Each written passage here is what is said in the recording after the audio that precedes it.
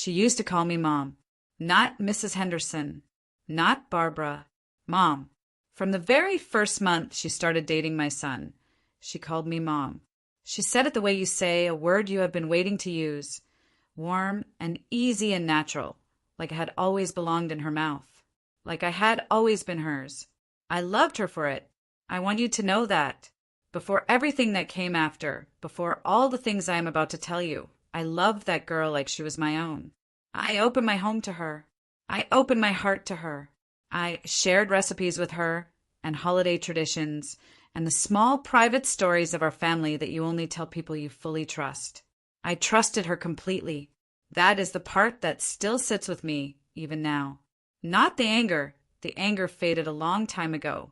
What stays is the trust, the memory of how completely and willingly I gave it, the way I handed her everything, both hands open, and never once imagined she would use it against me. But she did. Not all at once. Not in one dramatic moment that I could point to and say that is where it happened. It was slower than that. Quieter. The way a wall develops a crack. Invisible at first. Then a hairline, then wider, until one day you look up and the whole structure is compromised and you cannot remember exactly when it started. Only that you should have seen it sooner. My name is Dorothy. I am 66 years old. I have one son, a good, decent, hard-working man named Daniel. And for 3 years, I watched a woman I loved like a daughter slowly, deliberately take him away from me. She did not use anger. She did not use cruelty. She used something far more effective. She used patience and kindness and a smile that never quite reached her eyes. This is the story of how I lost my son without him ever leaving. How I sat at tables I was technically invited to but never truly welcome at. How I learned, slowly and painfully, that betrayal does not always arrive loudly. Sometimes it arrives in a whisper. Sometimes it arrives wearing the face of someone you love. I am going to tell you all of it, from the beginning, because I think you need to hear this. I think a lot of us need to hear this. I grew up in a small town in Ohio, the kind of town where everybody knows your name and your grandmother's name and probably your grandmother's name.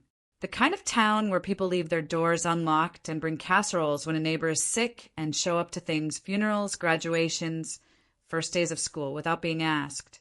I grew up in that, and it shaped me.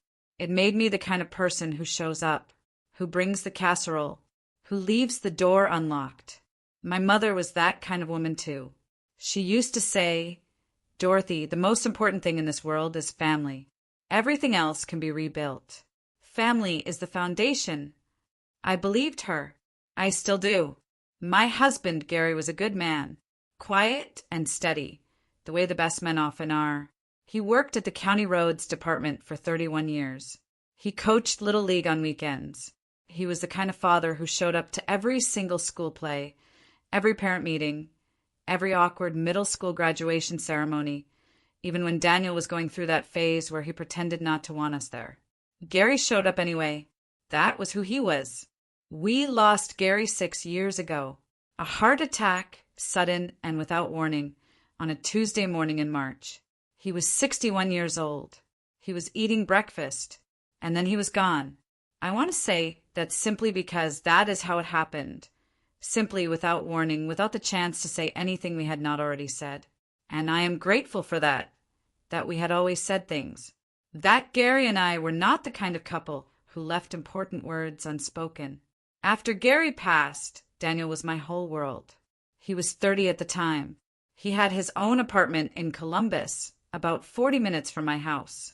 He was working as a financial analyst, good job, good salary, responsible with his money the way Gary had taught him to be. He called me every Sunday without fail. He drove up once or twice a month for dinner. He was present in the way that adult children who are raised right tend to be present, not living in my pocket, but never disappearing either. We had a good relationship, easy and honest. He told me things about work, about his friends, about the women he dated occasionally and none of whom had yet turned into anything serious. I did not pry. I listened when he offered and did not push when he did not.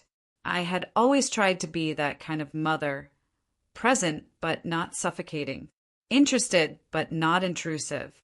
When Daniel was 32, he met Ashley. He told me about her on one of our Sunday calls. His voice was different, lighter somehow, as if something had been lifted off him. He said, "Mom, I want you to meet someone. I think this might actually be something." Coming from Daniel, who did not use words carelessly, that was significant. I met Ashley 3 weeks later. She drove up with Daniel on a Saturday afternoon. She was 30 years old, pretty in a careful way, the kind of pretty that comes from effort and attention. She had dark hair and bright eyes, and a smile that appeared quickly and often. She brought flowers, a bouquet of yellow tulips, my favorite, and when I opened the door, she said, "Hi, Mrs. Henderson. Daniel has told me so much about you. It is so good to finally meet you." She called me Mrs. Henderson that first day. Mom came later. But even that first day, there was something about her that made you want to trust her. A warmth in her manner, an attentiveness that made you feel noticed. We had dinner that evening. She complimented everything, the food, the house, the photographs on the mantel. She asked about Gary. She asked about my garden. She listened carefully when I answered, the way people listen when they're genuinely interested. By the end of the evening, I thought, she is lovely. She is exactly the kind of woman I would have chosen for him. Daniel walked her to her car while I cleaned up. When he came back inside, he stood in my kitchen doorway and said, "Well." I said, "She is wonderful, Daniel." He smiled, the whole face, the real kind. They dated for 1.5 years before he proposed. During that time, Ashley was a constant and welcome presence. She came to Sunday dinners often. She helped me plant a new section of the garden in spring. She texted me sometimes, just small things, an article she thought I would like, a photo of something funny she had seen. She was woven into my life so naturally, so gradually, that I forgot to notice it was happening. She asked me once, during one of those Sunday dinners, Daniel had gone to get more water, and it was just the two of us for a moment. She asked me, "Mrs. Henderson, did you always know you wanted to be a mother?" I said yes, always, from as far back as I could remember.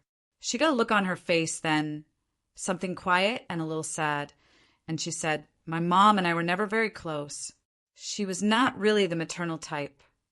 She paused. "I always wanted that, a real mom relationship, the kind you see in movies and think, is that actually real?" I put my hand over hers. I said, "It is real, Ashley.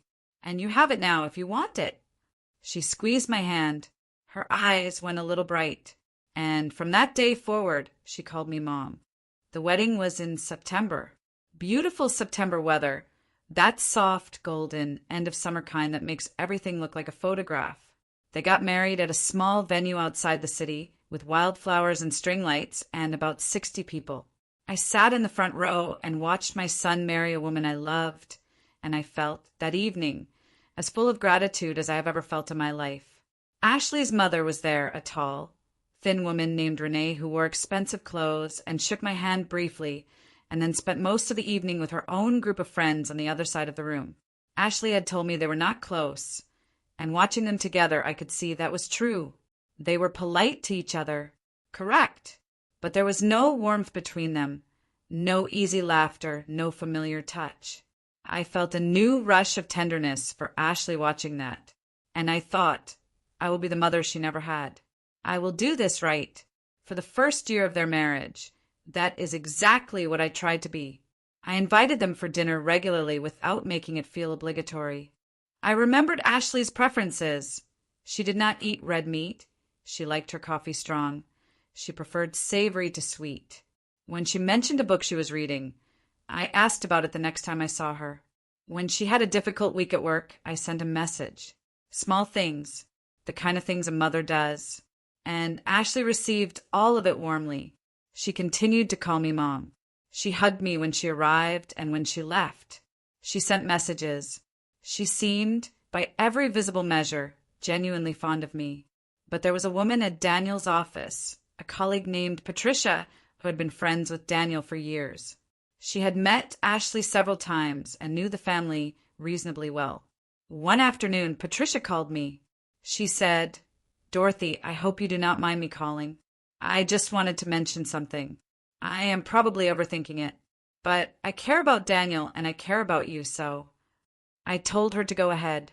She said, I have noticed that lately when Daniel talks about his family, about his home life, about things with you, his tone is different. I cannot explain it exactly, just different. He seems sometimes like he is managing something. I said, managing what?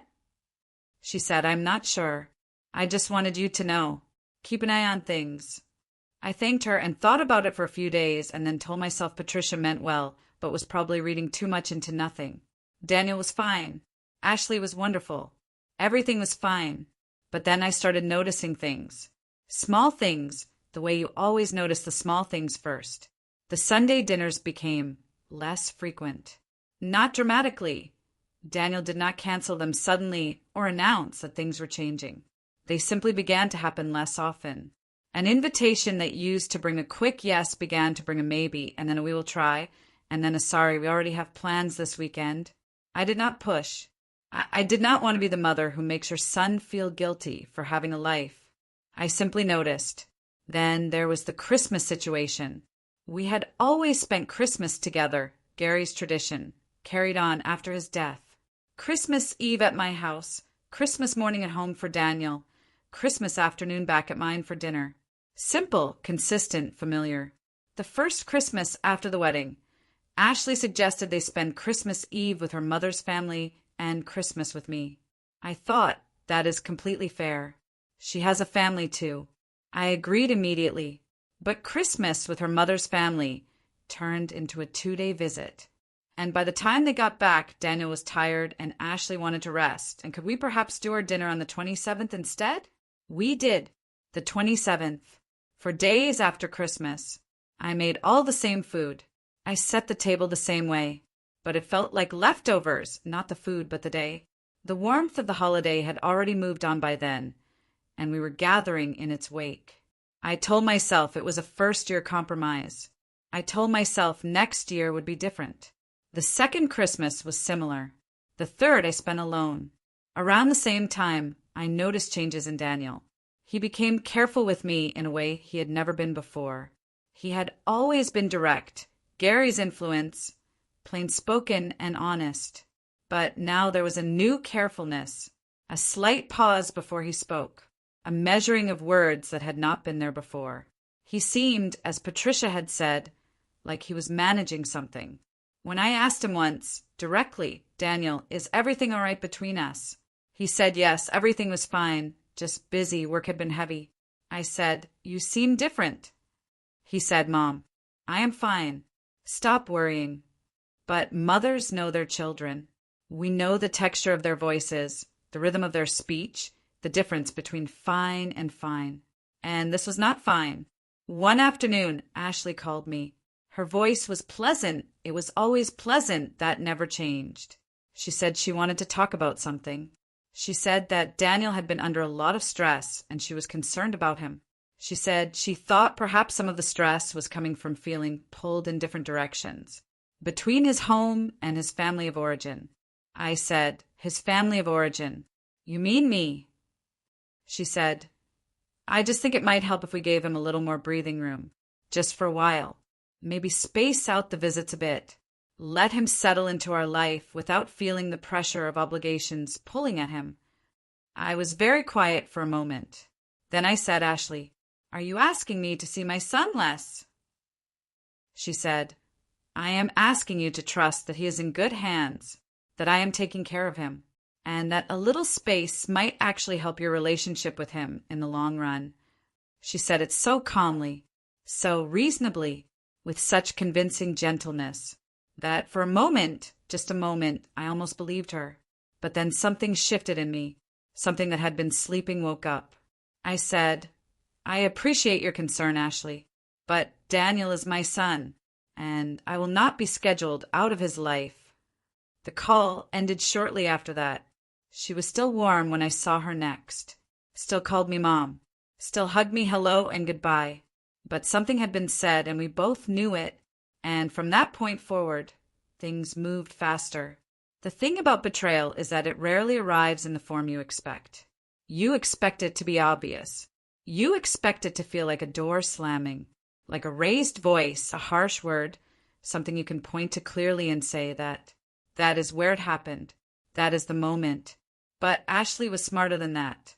What she did was not sudden. It was architectural. She built something quietly, patiently over a long time, and by the time I could see the shape of it, it was already standing, already solid, already between me and my son like a wall. I had not noticed going up brick by brick. It started with the stories. I did not know this was happening for a long time. I pieced it together much later, from things Daniel said in unguarded moments, from the way his responses to me began to shift, from the careful phrasing he used that I eventually realized was not his phrasing at all. It was hers. He was saying things she had said to him, in the same order, with the same pauses. The stories Ashley was telling Daniel were not outright lies. That is what made them so effective. They were bent truths, slightly adjusted versions of real events, framed in ways that cast me in a different light. The time I visited and made a comment about their kitchen organization, I had said lightly that I always kept my baking supplies on a lower shelf because it was easier to reach. Friendly, nothing more. In Ashley's retelling, I had criticized the way she kept her house. I had been dismissive of the way she did things. The time I asked Ashley about her plans for children, a completely natural question between a mother-in-law and daughter-in-law, nothing more, had become, in the version that reached Daniel, a way of pressuring her, of making her feel inadequate. The time I called Daniel on a Thursday evening, just a regular call, just to chat, had become evidence apparently that I did not respect their privacy, that I did not understand boundaries. Each of these things individually could have been a misunderstanding. People misread tone. People remember things differently. I know that. I am not naive. But together they told a story. A consistent, cumulative story. And the story was this: your mother is difficult. Your mother does not respect us. Your mother is the reason you feel stressed.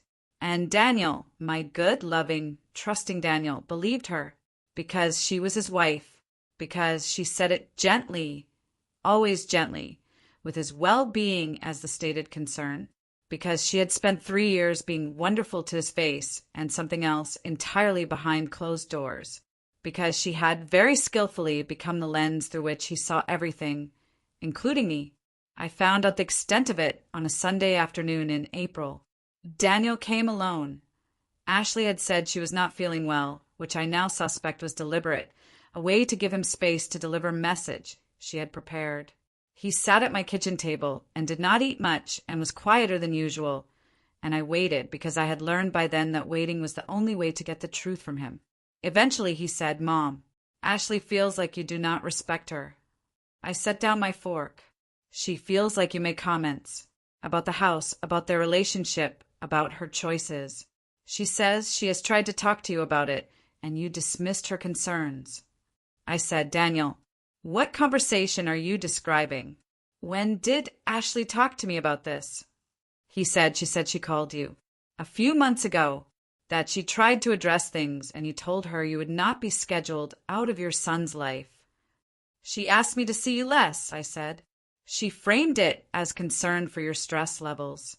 I disagreed with that request. That was not dismissing her concerns. That was declining an unreasonable ask. He looked uncertain. He was doing that thing, that balancing thing, trying to hold both versions at once and find the truth somewhere in the middle. I said, "Daniel, I need to ask you something, and I need you to hear it as the question it is, not as an attack. Can you do that?" He said yes. I said, "Has Ashley ever told you that I said something unkind or critical or disrespectful?" He was quiet. "More than once." I asked, still quiet, "And when she tells you these things," I said, "are you there? Do you witness these moments yourself? Or are you hearing about them afterward from her alone?" He looked at his hands. "Daniel," I said softly, "I am not asking you to choose sides. I am asking you to use your own eyes. Think about the times you have been in the room with me and Ashley. Think about what you have actually witnessed, not what you have been told, what you have seen." A long silence. Then he said very quietly, "She cries sometimes. After we visit you, she says she tries so hard and never feels accepted. I looked at my son, this man I had raised, this man whose every expression I could read like a familiar page, and I saw something in his face that I had not seen before. Confusion, real confusion, the look of someone who is beginning to suspect that the ground they are standing on is not as solid as they thought. I said, I have never been unkind to Ashley. I have never criticized her home or her choices or her worth as a person. I have loved that girl from the moment I met her. And something is happening, Daniel, something I cannot fully see from where I am standing, but I need you to look at it, really look at it. He drove home that evening looking the way he had looked as a small boy when a friend had let him down for the first time, confused and a little lost, and not yet sure who to trust. 2 days later, Ashley called me. Her voice was different this time. The warmth was still there. It was always there. She never dropped it. But underneath the warmth was something harder. Something that knew the conversation with Daniel had not gone the way she intended. She said, Dorothy, I think we need to clear the air. I said, I agree. She said, I feel like there has been a lot of tension between us, and I genuinely want things to be better. I want us to have a good relationship. I said, Ashley, I want that too. I have always wanted that. But I need to say something honestly. I know things have been said about me to Daniel that are not accurate. I do not know exactly what was said or how it was framed, but I know my son and I have watched him change. And I think you know what I am talking about. A silence. Then, I do not know what you mean by that. Yes, you do, I said. Quietly, firmly. Another silence. Longer this time. Then she said, Dorothy, I just want what is best for my husband. And I said, so do I. And if you truly believe that, then you will stop standing between him and his mother. She said goodbye shortly after that. Still pleasant, still warm. But I felt it the moment the mask slipped, just slightly. The moment the careful construction wobbled. Just for a second. Just enough. That night I prayed for a very long time. Not for answers. I was beginning to understand the answers. I prayed for wisdom, for patience, for the right words at the right time. And I prayed for Daniel, that he would find his way back to himself. That the boy I raised, the honest, plain-spoken, fair-minded boy, would look clearly at what was in front of him and trust what he saw. The thing that changed everything was something I did not engineer and did not expect. It was Daniel himself. And it happened because of something very small. About 6 weeks after our conversation at my kitchen table, Daniel was going through some old files on his computer, family photographs, things Gary had scanned before he passed. He found a video, a home video from when Daniel was about 9 years old. Gary had filmed it on an old camera that Christmas morning, the kind with the tape cassette that nobody uses anymore. He converted it somehow and found himself watching it late one night when Ashley was asleep. He called me the next morning. His voice was different, stripped down, quiet in a way that had nothing to do with being managed or careful. The quiet of someone who has seen something clearly. He said, Mom, I found the Christmas video from when I was 9. I remembered it. Gary had filmed the whole morning. Daniel opening presents. All of us in pajamas, the chaos of wrapping paper and laughter. Me making coffee in the kitchen while Gary filmed through the doorway, narrating in that dry, funny way he had. Daniel said, I watched it 3 times. I waited. He said, you were just always there, Mom. Every single second of that video, you are just there, making sure everything is good, making sure everyone is okay. His voice caught, just slightly. I forgot. I think I forgot. I did not say anything. I just listened. He said, I think some things have been told to me that were not fair, and I think I believed them because I wanted peace, because I did not want there to be a problem, and I let that happen, and I am sorry. It was not a grand speech. It was not a dramatic declaration. It was just my son, early in the morning, being honest in the plain-spoken way his father had taught him. And that was everything. I said, Daniel, come for dinner this week. He said, just me? I paused. Then I said, "Bring Ashley." He was quiet for a moment. "You sure?" "Bring Ashley," I said again. "We're going to do this properly." They came on Thursday evening. Ashley was careful when she arrived. Polished and pleasant, the way she always was, but with something watchful underneath it. She did not know what had been said between Daniel and me. She did not know what was coming. She just knew that something had shifted. I had cooked a proper meal. The table was set. When they sat down, I poured drinks and then sat across from both of them and said, "I want to talk, not argue. Talk. All three of us." Ashley said, "Of course." I said, "Ashley, I know that you love Daniel. I have never doubted that. And I know that you want a family, a real one, the kind you did not have growing up. I know that mattered to you. I remember what you told me at the table, early on, before the wedding." She did not say anything, but her eyes changed slightly.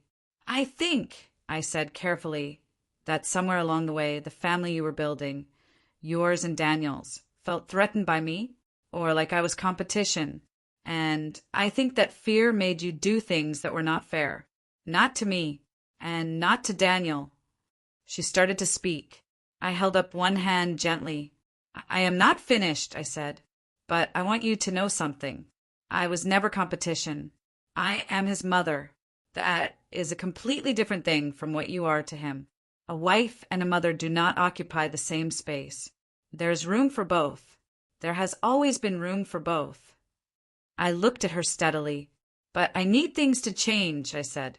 "I need to stop being managed and maneuvered and slowly moved out of my own son's life. I need the stories to stop. Whatever has been said about me, it needs to stop. And Daniel needs to be able to love us both without being made to feel that one comes at the cost of the other." A silence sat over the table. Then something happened that I had not prepared for. Ashley's face crumpled. Not dramatically. She was never dramatic. But it crumpled the way faces do when the thing they have been holding finally gets too heavy. Her eyes filled up. She pressed her fingers to her mouth for a moment. And then she said, in a voice much smaller than her usual one, "I did not realize I was doing it." I looked at her. She said, I knew I was protective. I knew I wanted Daniel to myself. But I did not realize how far it went. I did not realize what I was actually doing until recently, until Daniel started asking questions and I had to hear myself explain it out loud." She shook her head. "It sounds different when you say it out loud." Daniel was watching her. Something in his face had softened. I said, "Ashley, I believe you." She looked up. "I believe that you did not intend all of it consciously. I believe that fear can make us do things we do not fully see while we are doing them." I paused. "But the damage is real, and I need you to help repair it. Not just tell me things will be different, actually help repair it." She wiped her eyes carefully, nodded. Once, then again. She said, "I want to do that. I want to be the daughter-in-law I said I was going to be. I want that to be real." I reached across the table and put my hand over hers, just as I had done years ago, before the wedding, before all of it. I said, "Then let us start from here." The meal we ate that evening was the first honest meal we had shared in a very long time. Not perfect. There were silences and careful moments and the particular awkwardness of people trying to find their footing after a difficult conversation. But honest, real, the kind of meal where people are actually present rather than performing presence. After dinner, Daniel and I stood in the kitchen while Ashley sat in the living room. He washed and I dried the way we had always done it ever since he was tall enough to reach the sink. He did not say anything for a while. Then he said, "I am sorry, Mom, for not seeing it sooner." I said, "You saw it when you needed to." He said, "That is a kind way to put it." I said, "I am a kind person." He laughed, a short, quiet laugh, but real. I handed him a dish to put away and said, "Daniel, I need you to promise me something." "Anything." "Promise me that you will always use your own eyes," I said. "Whatever anyone tells you about anyone, me, your friends, your colleagues, promise me you will look with your own eyes and think with your own mind. Your father did that. It made him a fair man. I want that for you too." He was quiet for a moment. Then he said, "I promise, Mom." I believed him. Things are different now. Better, but not perfect. I want to say that honestly because anything else would not be fair to the truth. Ashley and I are rebuilding. Slowly, carefully, the way you rebuild something that has been genuinely damaged. We are kind to each other. We are present with each other. She calls occasionally, not just Daniel, and the calls are shorter but realer than they were in the performing days. I believe she is trying. I think the trying is genuine now in a way it was not before. Daniel calls on Sundays again. We started that back up quietly without making a ceremony of it. One Sunday he called. The next Sunday he called again. By the third Sunday, it was simply the thing that happened, his name on my phone, his voice saying, "Hey, Mom, how is your week?" And I sit by the window with my coffee and I talk to my son and I think there it is. The thing I was afraid I had lost. I have my garden. I have my friends. I have a life that is mine, full of the small routines and pleasures of a woman who has learned over 66 years that contentment is mostly a choice, a daily deliberate choice. I think about Gary sometimes, about what he would say. Gary was never a man who needed much to say the most important thing. He would probably look at me over his coffee cup and say, "Well, Dorothy, you held your ground. That counts for something." He would be right. It does. I have learned things from all of this. Hard things that I would not have chosen to learn, but that I am glad to know. I have learned that kindness and trustworthiness are not the same thing. A person can be warm and charming and attentive and still be working quietly toward their own ends. Real trustworthiness is not in the warmth. It is in the consistency, in whether what they say matches what they do, whether you are present or not. I have learned that staying silent to keep the peace sometimes costs you the very thing you are trying to protect. There's a time for patience and a time for speaking plainly. Learning the difference is one of the harder lessons of getting older. And I have learned, this one surprised me, that people can change. Not all people, not easily, but when someone who has been doing harm is made to hear the truth clearly, without anger, without cruelty, just clearly, some of them can find their way back to the better version of themselves. Ashley is trying. I will keep giving her the space to try. If you are a mother-in-law listening tonight, I want to say this to you gently. Hold your ground, not with bitterness, not with scorekeeping, but with the quiet, unshakable certainty that you have a right to be in your child's life. Do not disappear to make peace. Speak. Speak calmly and honestly and without malice. Speak the way women who have raised good people speak, from strength, not fear. And if you are a son or daughter who has let someone come between you and the parent who raised you, listen, not to me, to your own memory. Go back to it.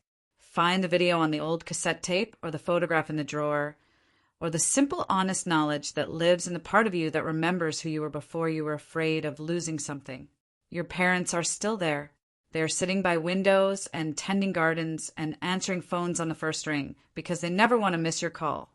They are patient in the way that only people who have loved a very long time can be patient. They are not asking for everything. They are asking for enough. Give them enough. My name is Dorothy. I am 66 years old. My son calls on Sundays. My daughter-in-law is learning, and so am I. And somewhere in a chest in my bedroom, there is a cassette tape of a Christmas morning 30 years ago, and on it, through the static and the laughter and the sound of wrapping paper tearing, you can hear Gary saying, "Dorothy, come on, get in the shot. Come on, you have to be in the picture." And I always come.